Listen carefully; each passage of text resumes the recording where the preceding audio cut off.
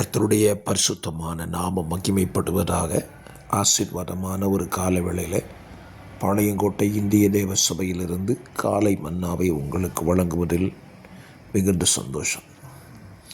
இந்த நாளுக்கான தியான அதிகாரம் 1 ராஜாக்கள் 16ஆம் அதிகாரம். இந்த அதிகாரத்தில் ராஜாக்களின் பட்டியல்கள் இந்த அதிகாரத்தில் சொல்லப்பட்டிருக்கிறது. பாஷா, சிம்ரி, உம்ரி, ஆகாப் என்கிற ராஜாக்களின் சரித்திரங்கள் இந்த அதிகாரத்தில் இடம்பெற்றிருக்கிறது.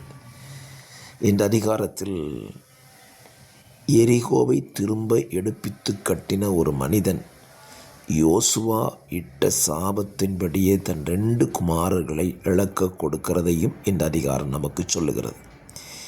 இது யோசுவாவின் புஸ்தகத்தில் எரிகோவை இடிந்த பொழுது சொன்ன வார்த்தை.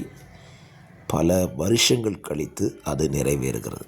இந்த காலை சிந்தைக்காக இந்த அதிகாரத்தில் ராஜாக்களை குறித்து படிக்கும் பொழுது ஏலா என்கிற ராஜாவை கொன்றுவிட்டு சிம்ரி ராஜாவாய் மாறுகிறான். சிம்ரி ராஜாவாய் மாறினதை ஜனங்கள் கண்ட பொழுது படைத்தலைவனாயிருந்த உம்ரியை ராஜாவாய் மாற்றுகிறார்கள். நான் ஒரு காரியத்தை இதில் புரிந்து கொண்டேன். ஒரு ஜனத்தை நடத்துகிற தலைவன் சரியாக இல்லை என்றால் ஜனம் தவறான பாதையை தெரிந்து கொள்ளும். ஒரு குடும்பத்தை நடத்துகிறவன் சரியில்லை என்றால் அந்த குடும்பம் தவறான பாதையை தெரிந்து கொள்ளும். ஒரு சபையை நடத்துகிற ஊழியன் சரியில்லை என்றால் ஜனங்கள் தவறான பாதைக்கு போய்விடுவார்கள். கவனியுங்கள், நம்மை நடத்துகிற தேவன் சரியாயிருக்கிறதினாலே அவர் நம்மை சரியான பாதையில் நடத்த விரும்புகிறார். இன்றைக்கு பலருடைய வாழ்க்கையில் நடத்துகிற தேவனை கவனியாமல் தங்களை நடத்துகிறவர்களை பின்பற்றி செல்லுகிறதினாலே பல தடுமாற்றங்களை சந்திக்கிறார்கள். இந்த காலவெளியில் உங்களை சிந்தித்து பாருங்கள்.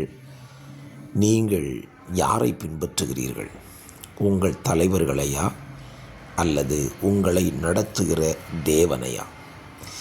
நீங்கள் தேவனை பின்பற்றினால் வழி தவறி செல்ல முடியாது. காரணம், அவர் உங்களை சரியான பாதையில் நடத்தி விடுவார். இந்த அதிகாரத்தில் தலைவர்கள் சரியில்லாமல் போனதினால பல ராஜாக்கள் தேசத்தில் எழும்பக்கூடிய சூழ்நிலை வந்துவிட்டது. ஆகவே இந்த காலவெளியில் ஒரு நல்ல சிந்தையோடு இந்த நாளை துவங்குங்கள்.